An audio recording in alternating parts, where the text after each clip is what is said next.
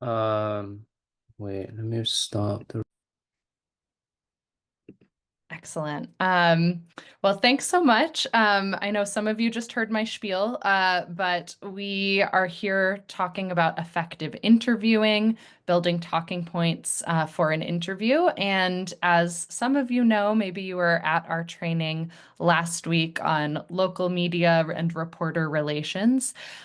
We're talking specifically about using the Doomsday Clock as our hook for talking to the public about nuclear weapons issues. So, whether you're working on nuclear abolition issues, maybe nuclear cleanup issues, maybe you're an advocate for the Radiation Exposure Compensation Act, whatever your issue is, we hope that you'll be able to use the very big media moment that comes with the Doomsday Clock's announcement by the Bulletin of the Atomic Scientists every January as a big moment.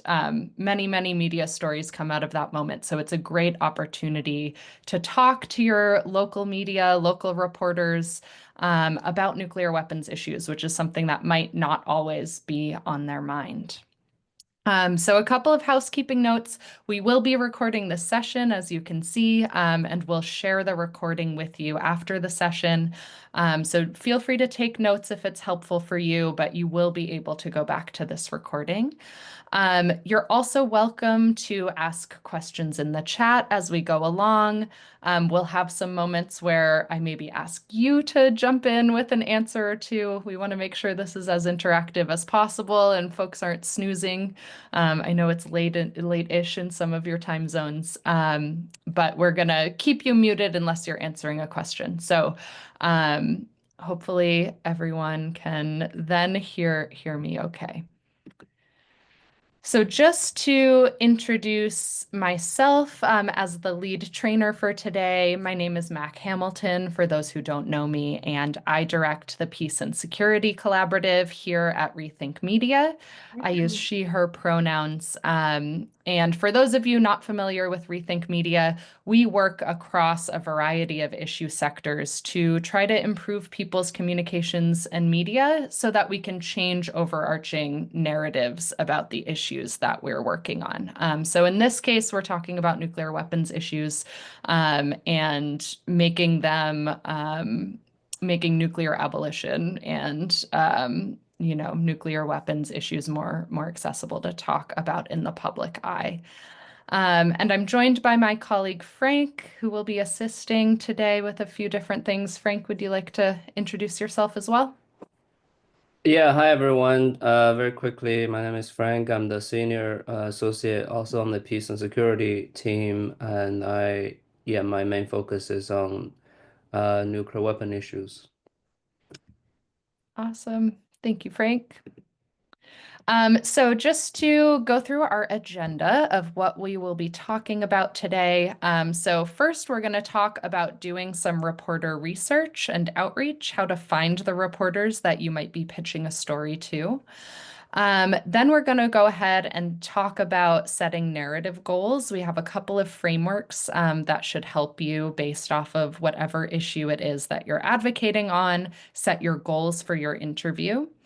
Then we're going to talk a little bit about our top tips for building strong interview talking points. Then we're going to send you into different groups of about 4 to 5 people so that you can start to build some talking points together and practice building those talking points. And then at the end, I'm going to give you a few quick tips for interviewing in general. So while this is not a full interview training, it's really about building the right narratives and talking points for your interviews. We do hope that that'll be helpful. Frank, go ahead. Mac, I just want to make a quick point because I've seen several folks asking this question in the chat. If you sign up with your email, you should have received follow-up emails from me, I believe both yesterday and also a reminder email today that shared out recording from last week as and also a few resources that we talked about in last week's session. So please double check your inbox to see if you received that, but if not, let me know. And we Yeah, feel free to put your email address in the chat if you'd like to, or you can directly chat Frank with your email address if you don't see it in your inbox. But we want to make sure you have all of those resources moving forward. Awesome. Thanks, Frank. All right, so the goals for today's session, we want you to be able to set narrative goals that resonate with your group or with your grassroots base, if you have one, with your local community. We will help you practice building interview talking points. Um, we want you to come out understanding what the interview request process looks like. You will most likely be pitching yourself for interviews, but we'll talk a little bit about how to do that. We want to help you decide whether an interview with a particular source or reporter is going to help your cause or hurt your cause, help you make that decision. And then finally, just help you prepare to conquer your next interview. So we're going to go through the scenario. So first, we have this nifty picture of Bill Nye last year at the Doomsday Clock announcement. But as you know, the scenario is the actual scenario, kind of. We don't actually know what the bulletin will set this year at its what it will set for its time. We won't know that in advance. But for the sake of having a scenario, we're going to pretend that they have told us. So pretend that the Doomsday Clock has set its 2024 time and that the clock is remaining at its 2023 time, which is 90 seconds to midnight and the closest that it has ever set the clock toward global catastrophe. And then just to give us one thing, one shared framework that we're all looking towards for this particular training, although we welcome you using the Doomsday Clock as your hook to advocate on any issue you'd like. This is just for the sake of the training. Pretend you're advocating to your member of Congress and asking them to co-sponsor House Resolution 77, which supports the goals of the Treaty on the Prohibition of Nuclear Weapons and helps to prevent nuclear war. So some of you might be familiar with this piece of legislation, especially those of you who might be organizing with Back from the Brink, because this is a major part of their platform and how they're building resonance in Congress. But this is the example we'll use in this training. So, firstly, I know some of you were at our last training, but I wanted to just kind of share a few key takeaways to help frame why we're talking about local media and different types of interviews in a local setting. So, to summarize, local media is more trusted typically by the average American than the national media is, and it likely has more reach in your local community as well.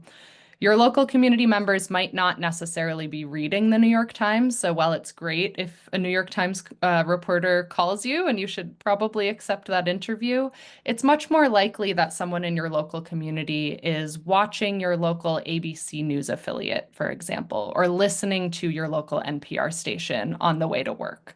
That's also true of your local politicians.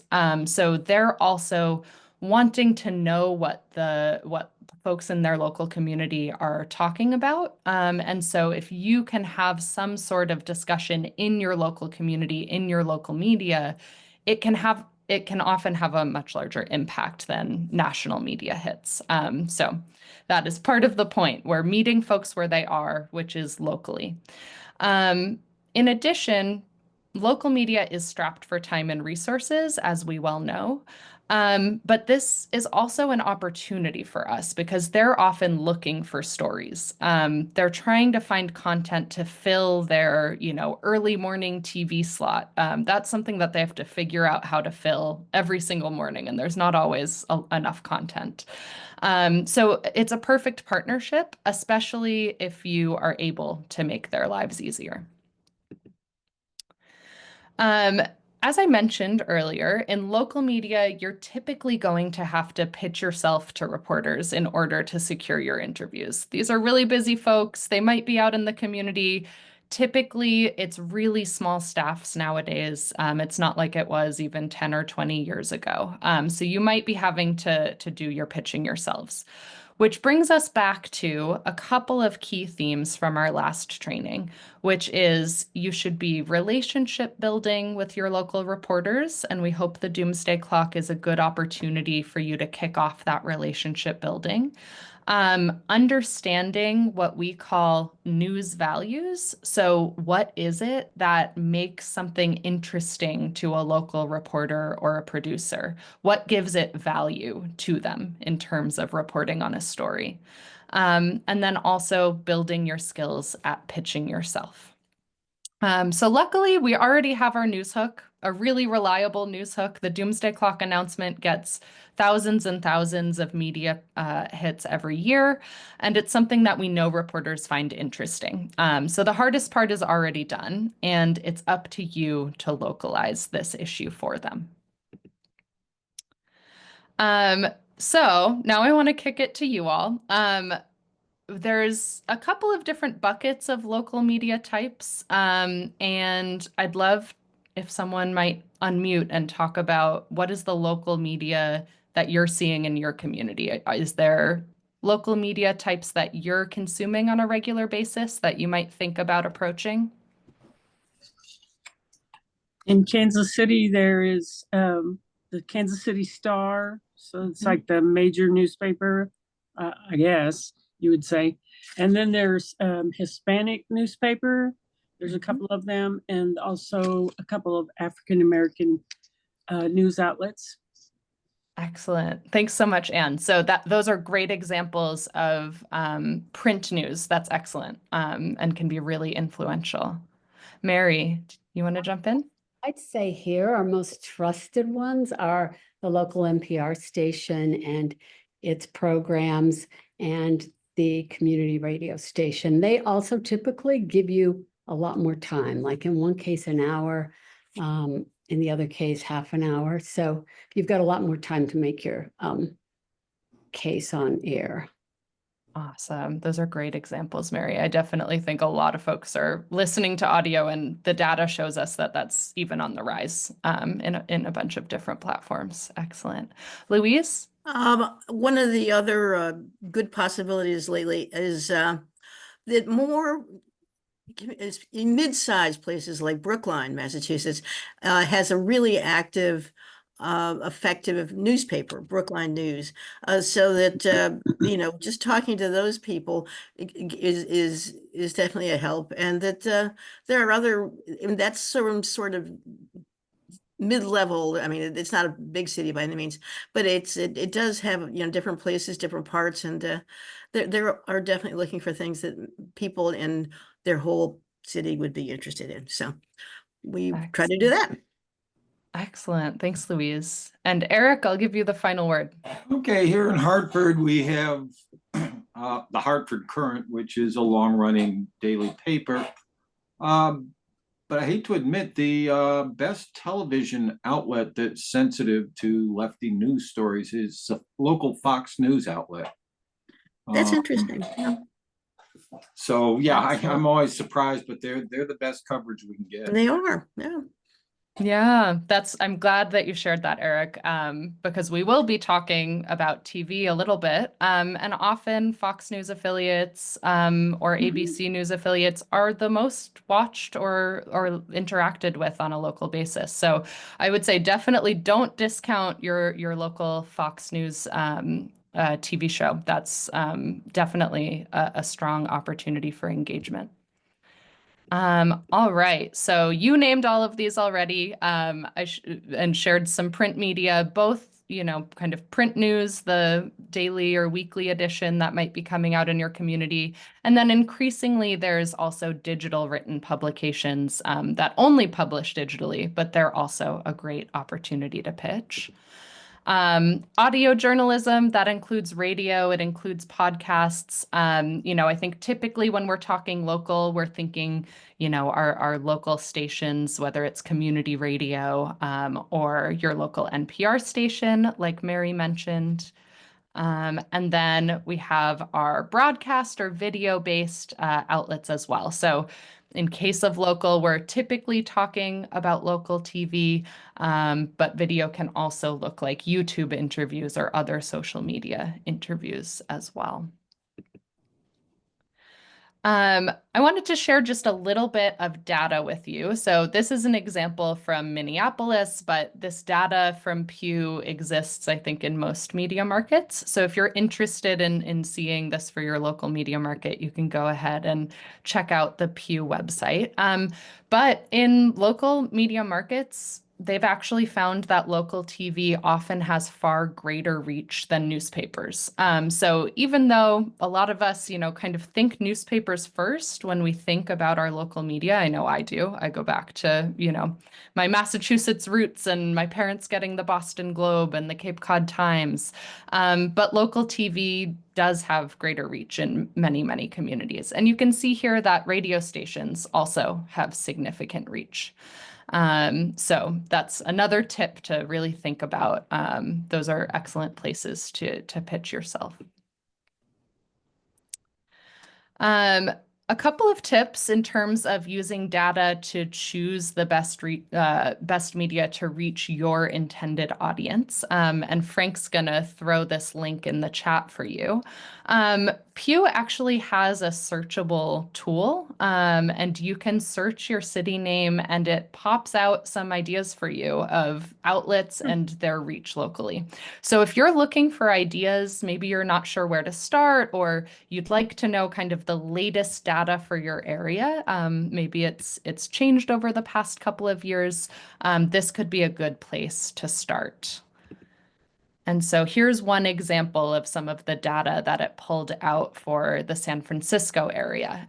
So it's showing that, a lot of folks are getting their information online, but TV is also very, very common. And so when it comes to TV, the local Fox affiliate is, as previously discussed, it is the top place that San Francisco residents are getting their news. So if you're looking for the places to pitch, I would say, like, if I'm in San Francisco, I'm going to be looking at these top 3 outlets and really thinking about trying to figure out who the producer is at my local Fox affiliate or my local CBS affiliate, and then identify a reporter who might be sympathetic at the San Francisco Chronicle.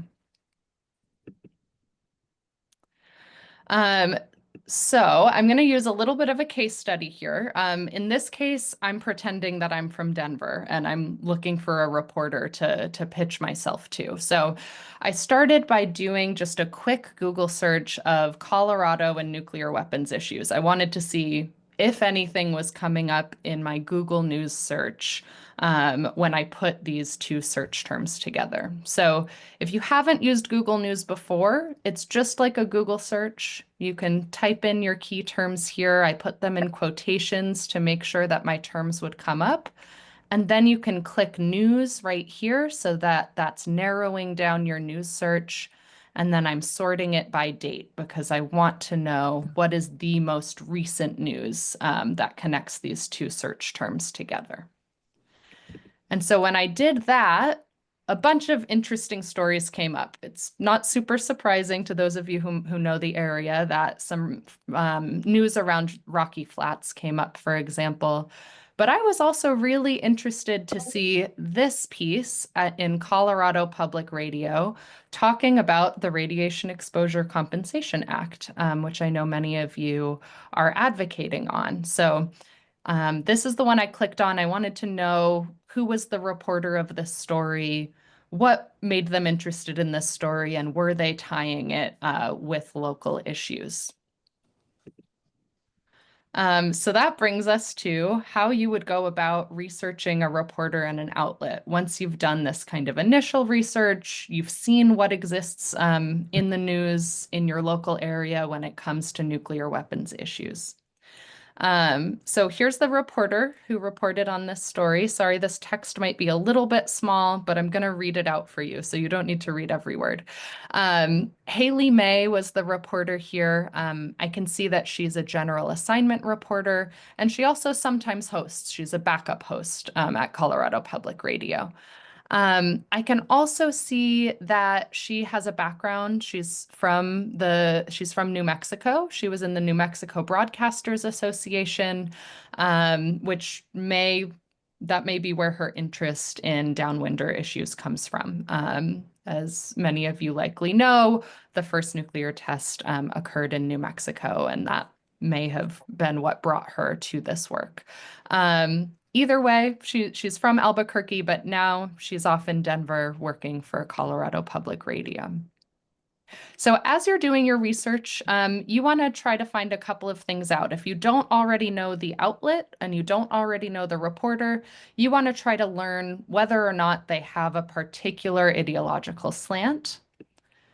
You want to find out, if it's not obvious, who is their target audience. You want to know if they've written on this topic before. Maybe they have, maybe they haven't. Maybe there's some adjacent topics that you can kind of look at and point to. But if they have written on nuclear weapons issues before, you want to know that, because that's something that you can mention in your pitch to them. And then finally, it's great if you can read a couple of articles, or if they're an audio reporter, listen to an interview or two that they've done. That will tell you a lot about who are the types of people that they're interested in interviewing, what is their interview style, and you can tell what sorts of reporting that they've done. So zooming in on the actual story, so I was interested in delving a little bit deeper into how she had covered this story on RECA. And so when I delved a little bit deeper into the story, this was actually farther down the story, but I could see that she interviewed a uranium miner. She was really interested in incorporating a local impacted voice into her reporting. And it ended up being a really strong interview. So maybe I'll ask everyone to take a moment or two to read this blurb and just share if you think there's a key takeaway from this interview. I'll give everyone a minute to read that. Can you enlarge it at all? Let me see if I can a little bit. I think that's as big as I can go. Hopefully that helps a little, Peter. Sorry about that.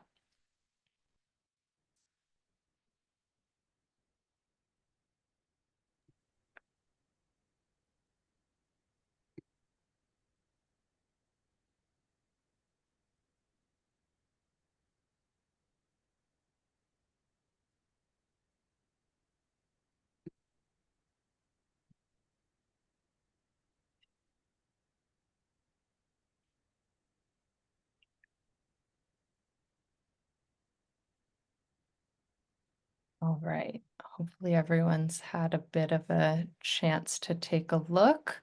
If there's a key message that you are getting from the interview, I'd love to know what it is. Mary, you first, and then Louise.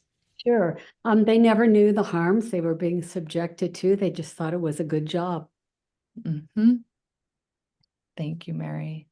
And Louise, do you have a key message? Oh, no, I was just thinking that it was at least it seemed pretty obvious that the reporter is sympathetic to the people who are suffering now, who are basically just basic people, trying to get a job to feed their kids.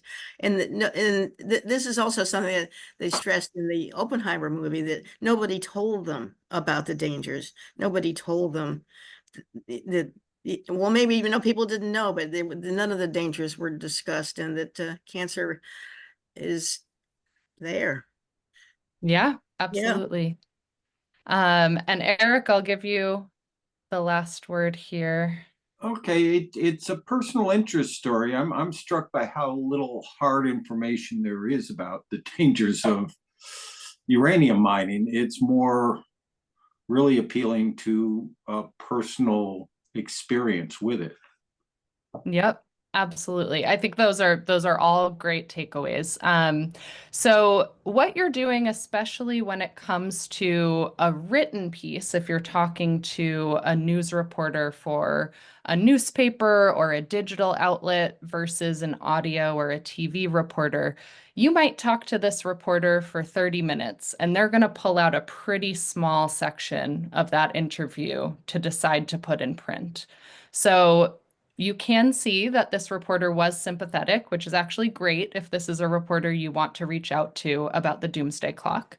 And you can see that Ron here talked about his personal experience and he talked about not knowing the dangers, right? And so that helps kind of tell this story of what nuclear weapons do. Now, if I had been talking to Ron before he did this interview, I probably would have suggested he mentioned the piece of legislation in his interview and that he mentioned it multiple times because you want to make sure that your main point, which is the thing you're advocating for, comes out really clearly in your interview. So that's what I would say. If you're building your talking points, you want to build in some redundancy. It's going to feel strange to say the same thing a couple of different times in an interview, but you are trying to reach, the listeners or the viewers or, the readers of the outlet. And so you need to make sure that the message that you're sharing with the reporter is the message that you want their readers or listeners to hear. All right. Now I have to zoom back out. Here we go. So just a note here. You may or may not be an individual activist. You may or may not organize with a particular group. But if you do organize with a group and there's internal decision-making processes on press requests and outreach, just make sure you're having those conversations with the folks in your organizing group.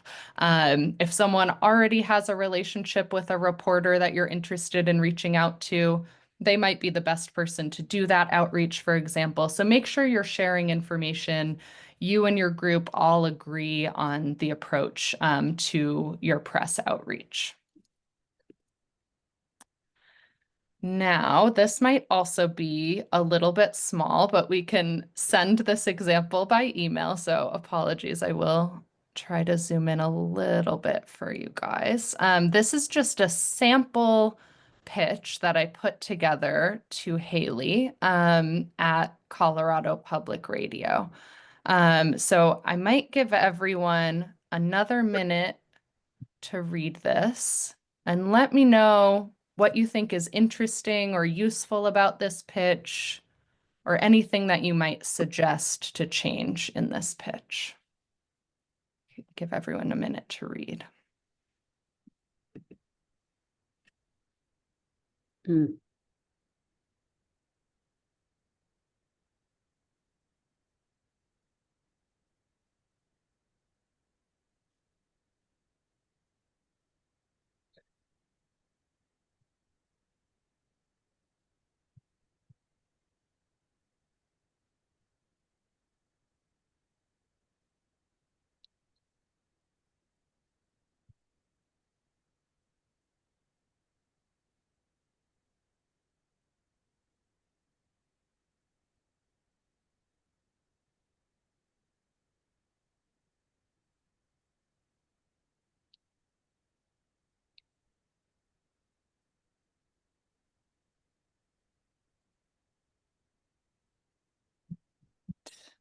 Not sure if everyone's gotten all the way through yet, but I'd love to hear if anyone has impressions. Are there things you liked about this pitch? Things you might have done a little bit differently?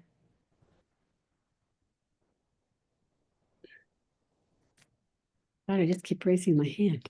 That's all right. We love someone who jumps in. Mary, and then I I'll love go to this Cheryl. pitch. I'm going to steal it, Mac. Excellent. Please Just steal put it. my stuff in there. I mean, because you make the connection to what you and your group are doing to the story. Then you tie it to the announcement. You let her know when it will be. And you even offer to give her audio from your party and you plug the legislation You hit it all. Awesome. Thanks for Using it. pulling out those components. And definitely, you're very welcome to steal this. Cheryl, what do you think? Yes, I was just going to make the same point. I think you've managed in not very many sentences, because I know these things need to be short. You've hit every point to make her life easier and have the information she needs to know regarding her next step. Thank you. Thanks, Cheryl. Mary, do you have anything to add? Mary Compton?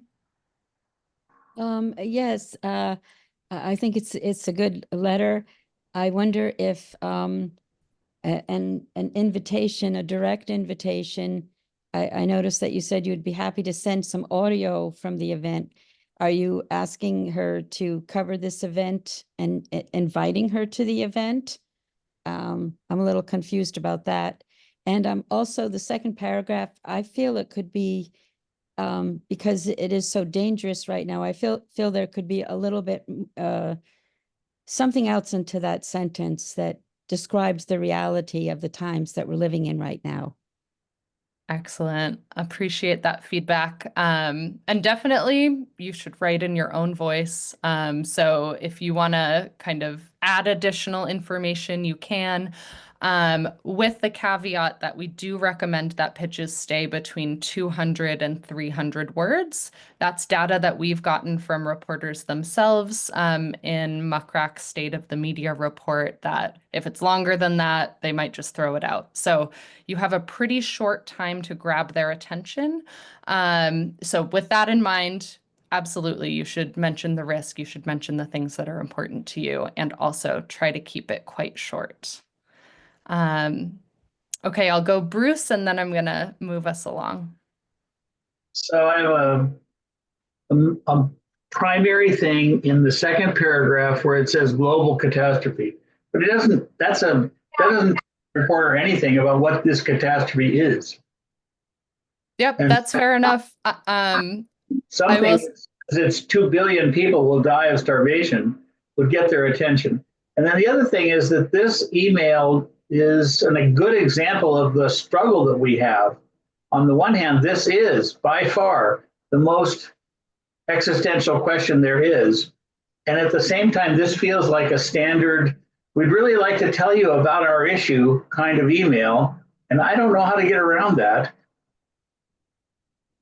Yeah, I think that, when I was writing this, I think I wanted to connect it to something that the reporter had already covered, with an understanding that she knows a little bit about this issue. I don't know how much she knows. And also invite her into reporting on the topic. So it's also with the idea in mind that local reporters likely haven't touched nuclear weapons issues before. I mean, they of course exist in the world.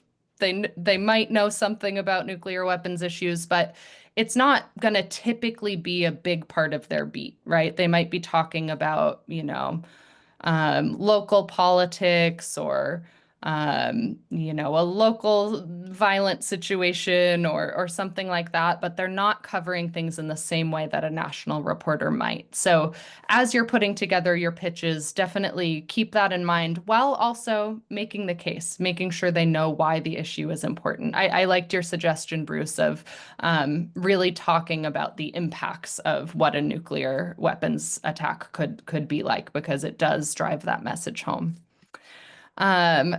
And sorry, we're not going to get to you, Carol, just yet, because we have to move on in the training. I want to get to all of our comments right now. But if you want to throw stuff in the chat, please do. I think you all will benefit from each other's feedback. Okay, so just to share just how things kind of go once you've made contact with a reporter. So either they're reaching out to you, which can happen. More typically in a local setting, you might be reaching out to them. But here's what's going to happen. So you're going to do your research on your outlets and reporters. You're then going to have kind of a decision-making process, whether it's just you or it's you with some of your organizer folks, determining whether this outlet is right for you and right for your story. Are they going to treat it with care? You're going to send a pitch or two. You're going to decide those top outlets. You're going to put together a pitch. You can play with the one I wrote and tweak it as much as you want or write your own. Again, keeping it to about 200, no more than 300 words. Then ideally, you're going to receive an interview request. You're going to spend some time developing your talking points, which will be the next piece of this training. You're going to spend some time practicing delivering those talking points, and then you're going to go ahead and do your interview. So, setting your narrative goals. We're going to give you some tools to help you set these goals. So as you're prepping your talking points to help you set these goals, first, I like to tell people to do this exercise of writing your own perfect headline in advance. That'll help you determine what's the most important thing to you. So it could be something like this, using the doomsday clock as your hook. It could be something like doomsday clock ticks closer to midnight. Philly residents demand action on nuclear war. So that's my perfect headline here.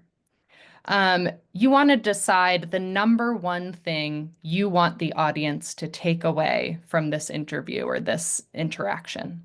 So here's the example that I've written.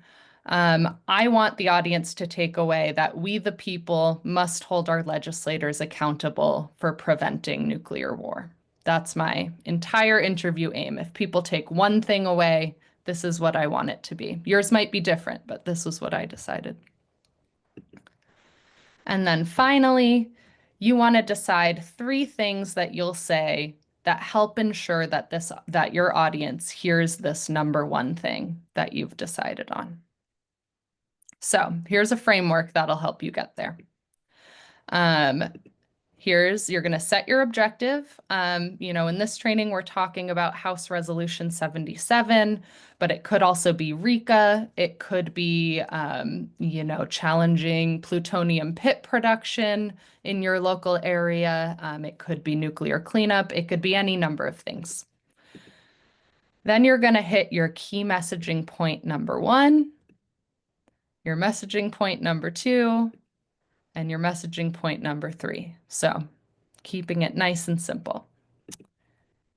So I've gone ahead and filled it out with an example, but again, you should hit this with the things that are most resonant to you. So we're trying to convince our House member to co-sponsor House Resolution 77. So my first talking point is nuclear war is a present danger, especially under President-elect Trump. Now, that may or may not play well in your local area. You may or may not want to mention President-elect Trump. That's a decision that you can make. But, I'm pretending I'm from Denver, and I think that this message will really resonate with a Denver audience. My second one that I've decided on here are we, the people of, in this case, Colorado, deserve a say in our country's nuclear policy. And then my final one is arms racing wastes taxpayer dollars. So these are my 3 messages that I think are the most compelling to ask my member, who in Denver would be Representative Diana DeGette, to co-sponsor House Resolution 77.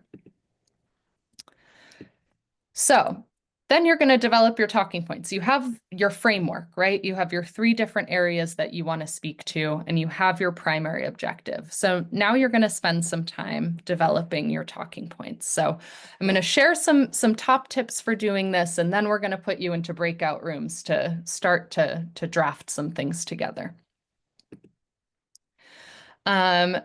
So a few different tips on delivering this core message.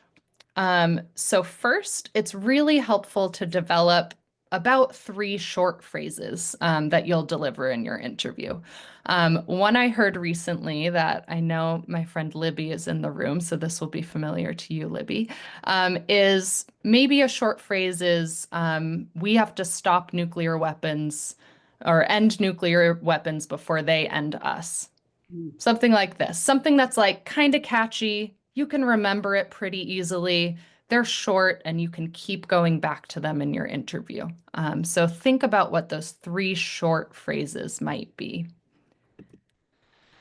Another tip, try not to memorize and try to use bullet points as you're developing your talking points. You want your interview to be as conversational as possible. And if you have a script that you're reading out either to the reporter or maybe you're actually being interviewed live, it's going to sound like you're reading. So you want to have your bullet points. You can look down at them in your interview if you'd like, but you want to be speaking, as if you're having a conversation. That's going to make your message hit home a little bit better. Another tip, metaphors, comparisons, pop culture references, all of these will be things that your audience can kind of hang on to, especially if maybe nuclear weapons is not an issue that they're thinking about all that often. A really strong metaphor, like a sports analogy maybe, or a comparison, comparing, comparing the size of the nuclear weapons arsenal to something that people can actually like see or touch, right? Like, again, if we're going with a sports analogy, thinking about the number of people who could be killed in a nuclear war and comparing that with the size of the city closest to you, for example. Or a sports stadium that everyone knows, they've been in that sports stadium and they know how many people it holds. Those sorts of comparisons are things that people can really tangibly understand, as opposed to, kind of a 200 million people sort of number. That just sounds big. It sounds big. It's like really hard to grasp. So think of metaphors, comparisons, and then pop culture references. So one that I have been going back to frequently is the film Oppenheimer. A lot of people saw it. They might have an understanding of the people or the concepts in that film. Think about those types of things as you're developing your talking points. My next tip are that values typically speak louder than data. So again, if you're using numbers, try to contextualize them as much as possible or make them really digestible for people. But really, in the end, I think values-based messaging is really, really impactful. So something like, we all want to feel safe. We're all looking for safety in our community. And the way that our tax dollars are being spent on nuclear weapons means that we don't have enough money for healthcare in our community because we're spending it all on these weapons that just are intended to kill, right? So thinking about those values-based messaging, thinking about, the future world you want to leave for your children or grandchildren, those sorts of messages can be really compelling to a public audience. Next, avoid jargon as much as possible. So you likely know these issues really well. You read a lot about nuclear weapons issues. You're really passionate about it, or you wouldn't be in this training. But if you're talking on a radio station about the TPNW, probably people in your community have never heard of the TPNW, unfortunately. So you should make sure that you're explaining any acronyms. So every time that you want to say TPNW, say Treaty on the Prohibition of Nuclear Weapons, and maybe say a word or two on what exactly that is.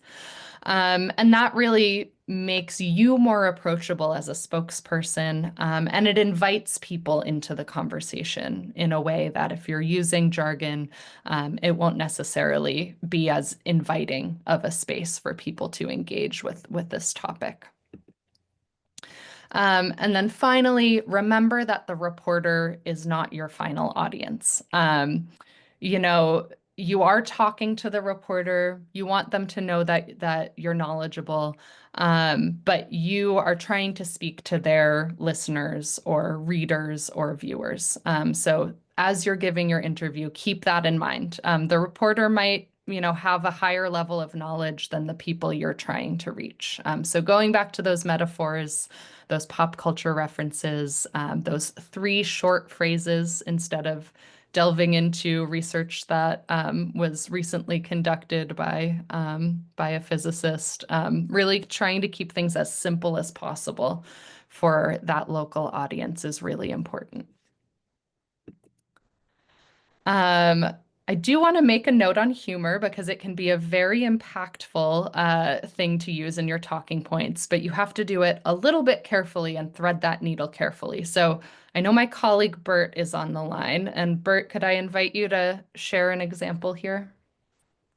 Yeah, so example that we often share in trainings and workshops is and unfortunately I don't have the clip with me, but Al Franken has often talked about how when he first started running for the Senate, he got an unexpected question from the press about his time on SNL. And I mean, he's a professional comedian. And so he went to his go-to and he made a joke about John Belushi and cocaine. And he spent weeks walking that back. And not only that, that joke became the story. And he now uses that as an example as far as when you need to pivot.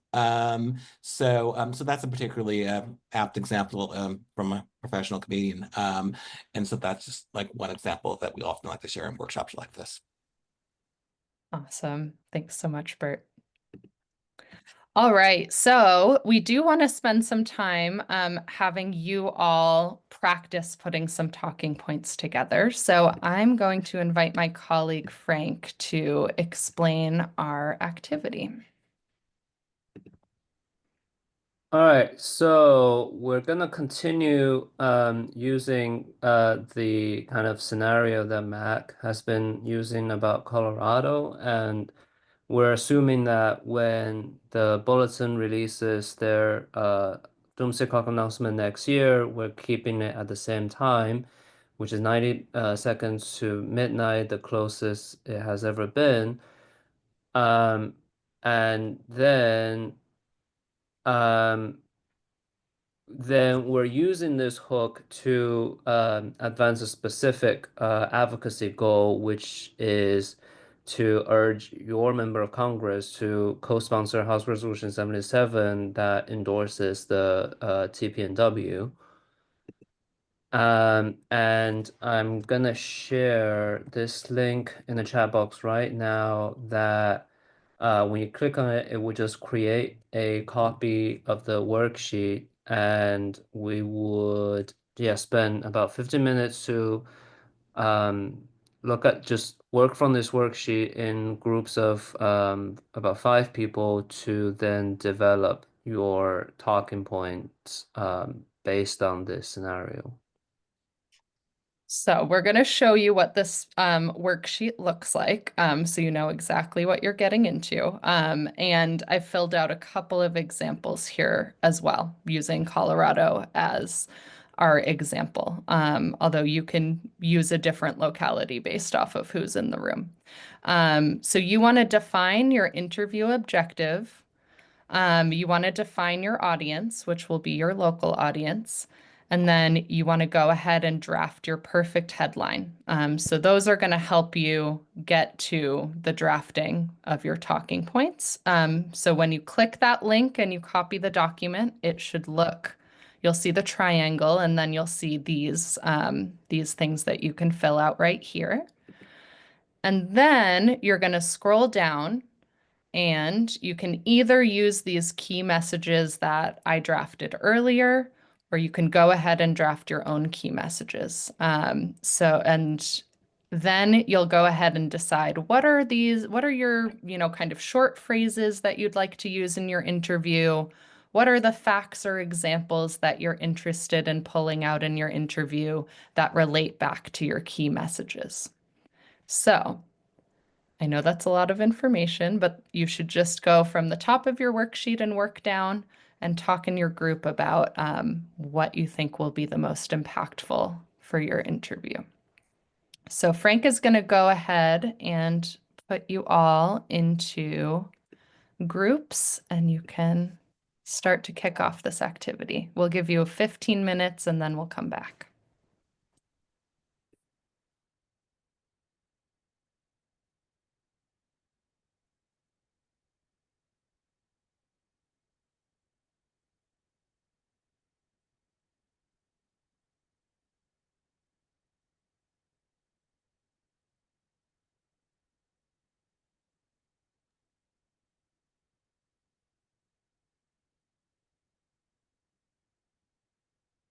All right, everyone should, I think, have gotten a push notification to join a group. If you didn't, let us know and we'll make sure you get into one.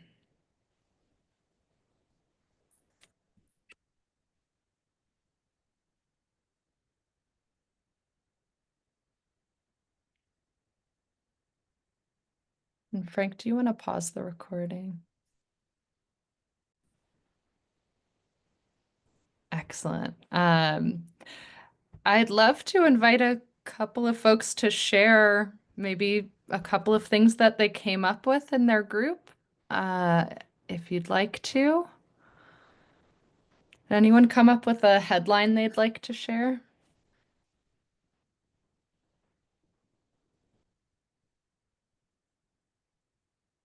We did. Anna.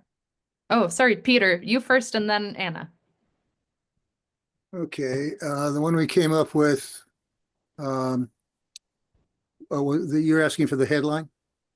Yes. Doomsday Clock demands citizen action to prevent nuclear war. I love it. Fantastic headline. Definitely shows the sense of urgency, citizens demanding, it shows grassroots. Excellent. Yeah, Anna?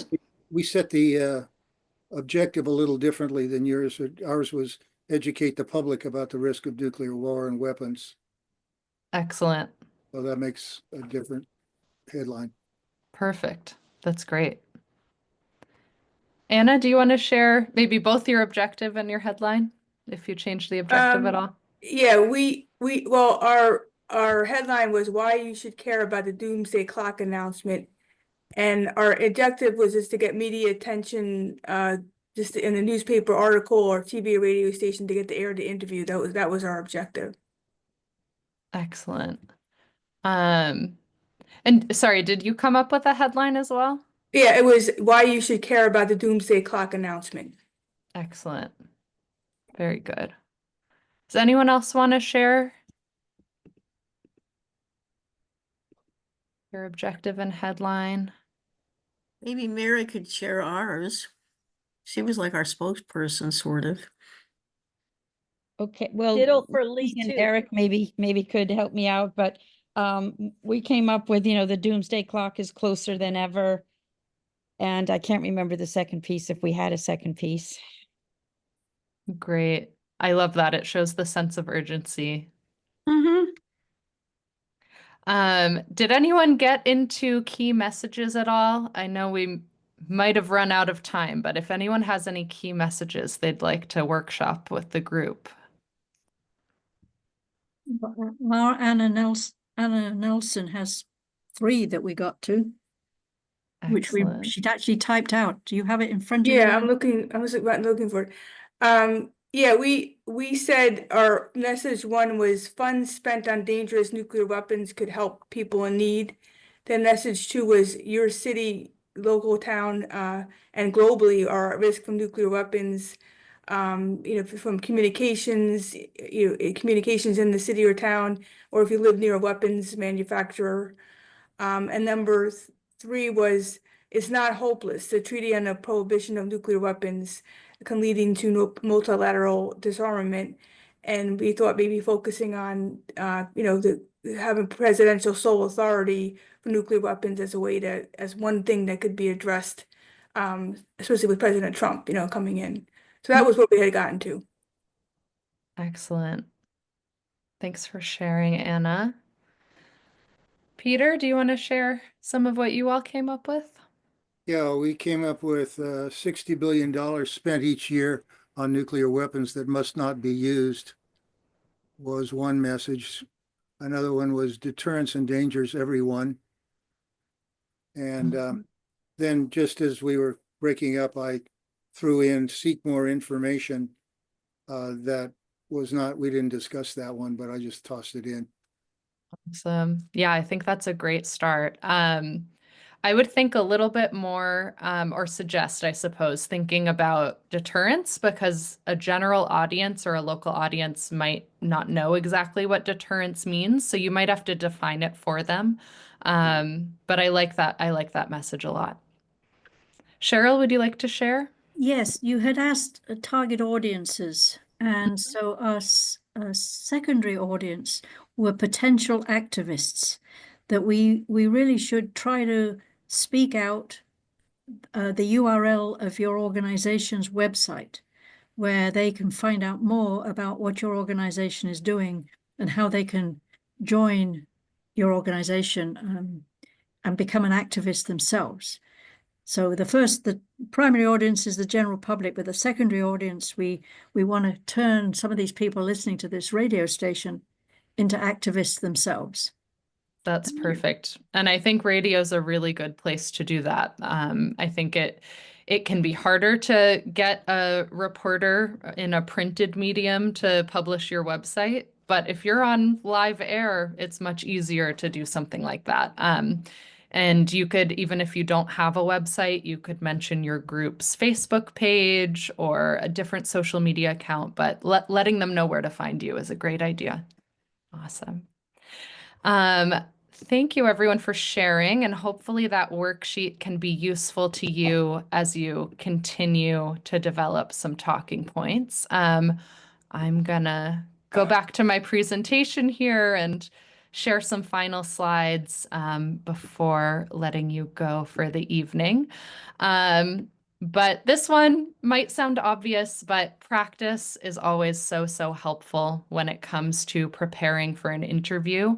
Once you've put your talking points together and you all had really fantastic ideas, you want to practice saying these words out loud. And so you could find, a family member or a fellow activist or community member and ask them to, kind of ask you a few questions. Ask them to role play being an interviewer.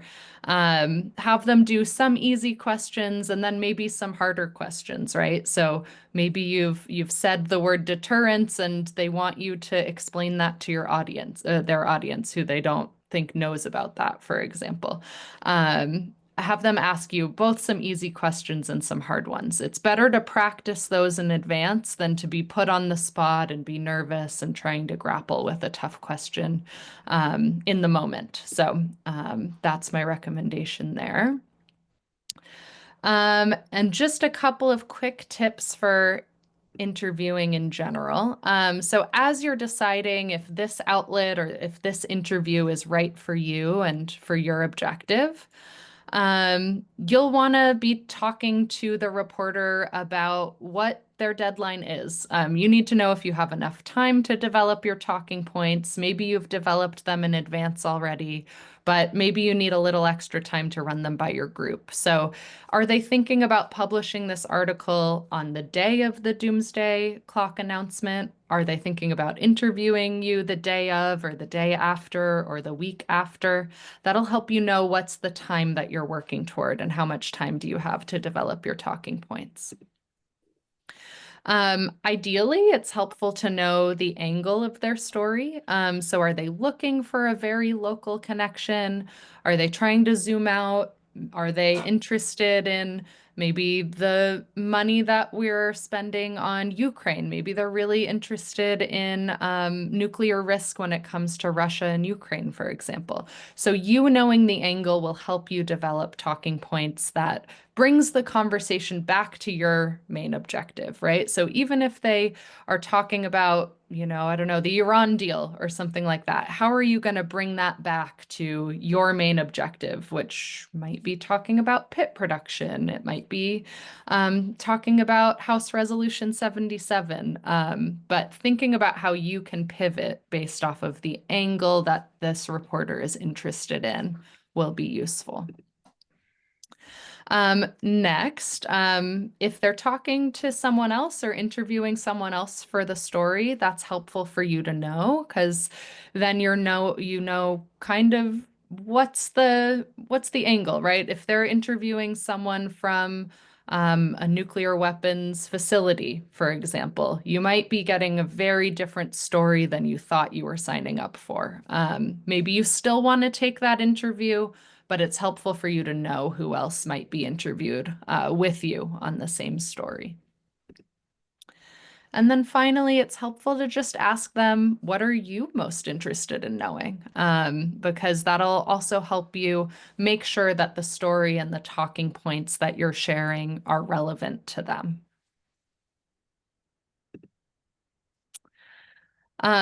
So this is a little bit lingo-y. I'm going to talk about the lexicon of quotability, which is really, it's when you hear on the record, off the record, that sort of thing. It's about what it really means.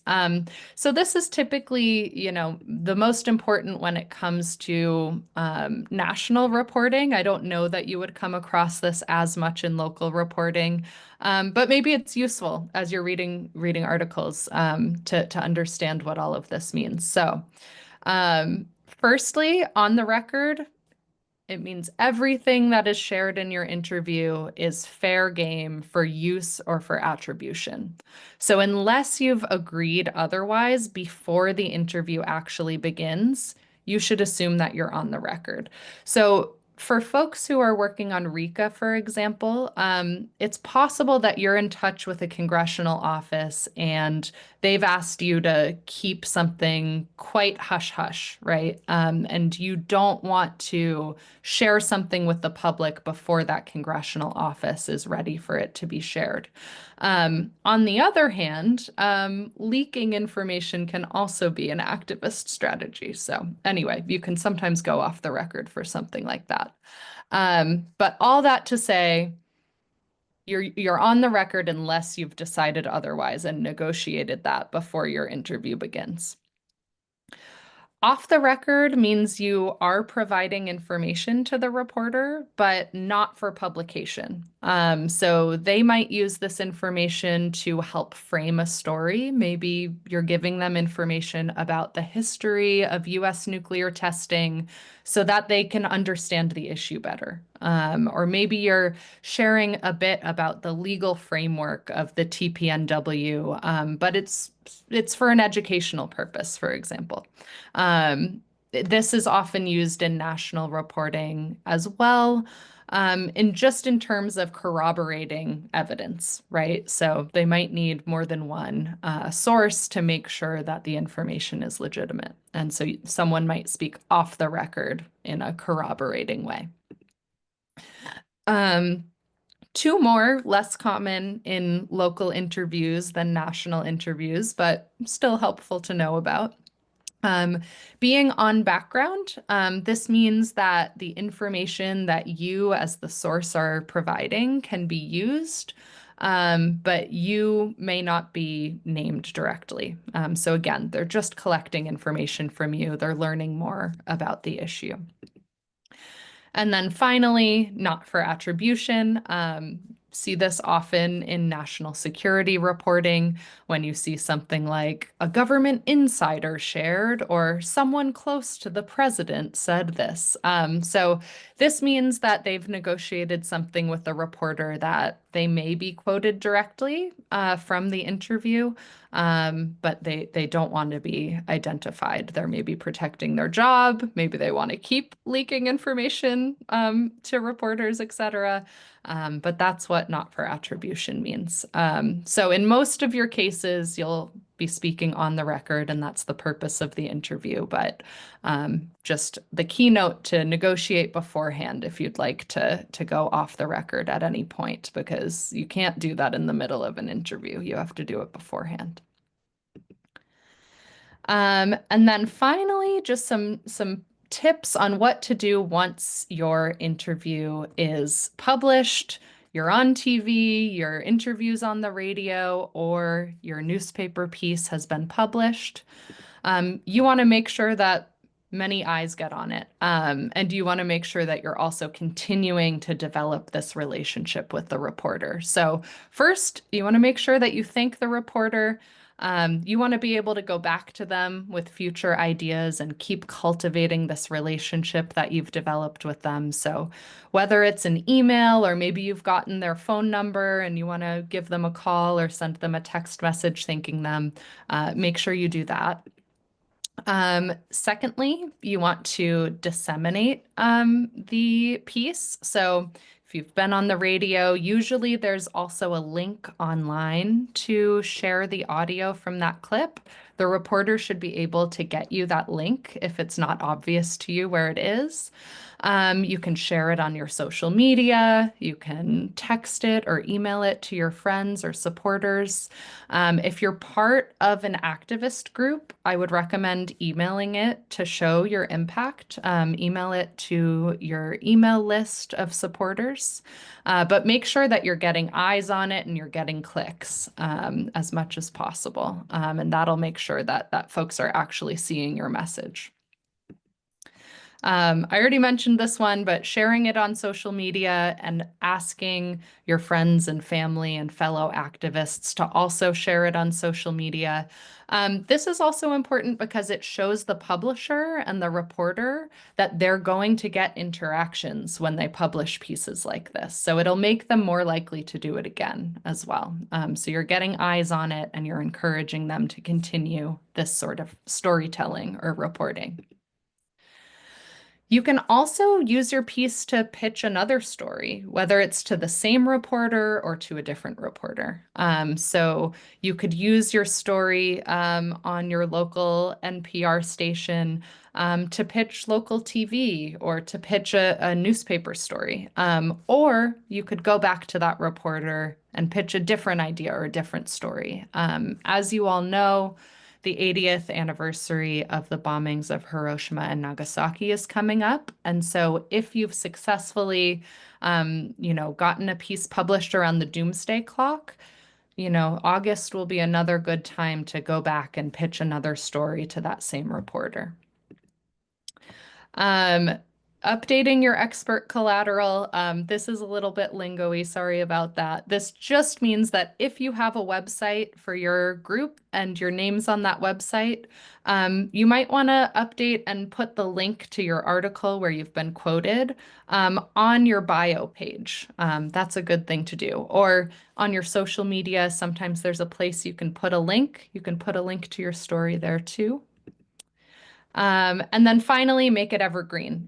So the information that you shared is going to be relevant long into the future. So you can use it for different purposes. You can email the article to a legislative staff member that you've met. You can bring it back to them if you go to DC and lobby, say it's a printed piece, you can print it out and bring it to them and show, see, it really matters, what we're saying in this meeting. We're getting press for it. There's local interest and buy-in. So making it evergreen is a great idea. And I'm going to close there. I know we're getting close to 8:30 Eastern. So I know it's late for those of you on the Eastern time zone.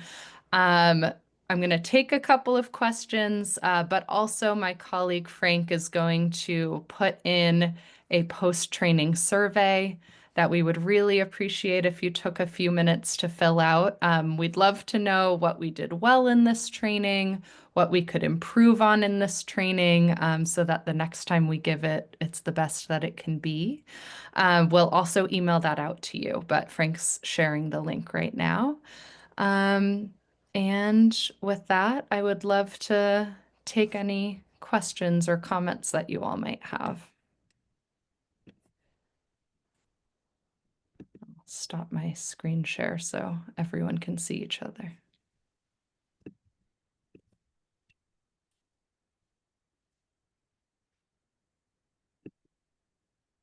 Mary Lane, you headed out. Good to see you. Thanks for being here. Or do you have a question? If you do, feel free to unmute. Mute. There, I found it. Oh, yes, great. Hi. I just wanted to let everyone know that prior to the 80th anniversary of Hiroshima and Nagasaki is the 80th anniversary in New Mexico of the bomb that started everything, the Trinity bomb.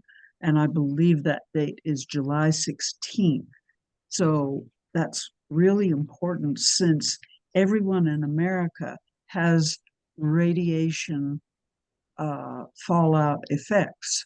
Because the radiation spread, it has been proven across the United States, part of Canada and Mexico.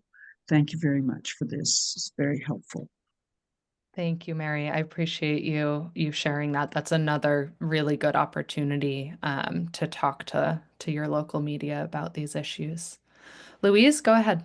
Oh, I was just thinking that one of the things that we talked about in our breakout, and I think it really helps to talk about it, is the whole problem of people not wanting to be aware of the danger of nuclear weapons. That, and I often think about the denial is the least effective defense mechanism, but it's definitely something that I think by working the local angle, we have a better chance of being able to do that. That it like actually talking to people is really, really important. And I think that that's one thing that your training emphasizes, and that's crucial. So thank you. Awesome. Thanks, Louise. And I agree. I think that nuclear weapons issues can feel really overwhelming to people, and they don't know where to start. They don't think that they can really have a say. And so meeting them where they're at, whether it's their local news or their radio station, I think is really useful. Definitely. Thanks. Of course. Any lingering questions, folks, before I let you go? All right. Well, if not, thank you so much for being with us this evening, for spending your time with us. Frank and I will follow up with the recording of this session. You're welcome to share it with anyone in your community who couldn't make it but wanted to be here. Also, we'll share the worksheet and some different tip sheets that hopefully will make your media research and outreach a little bit easier. So thank you again, and have a good rest of your evening. You too. Take care. Thanks, Mary.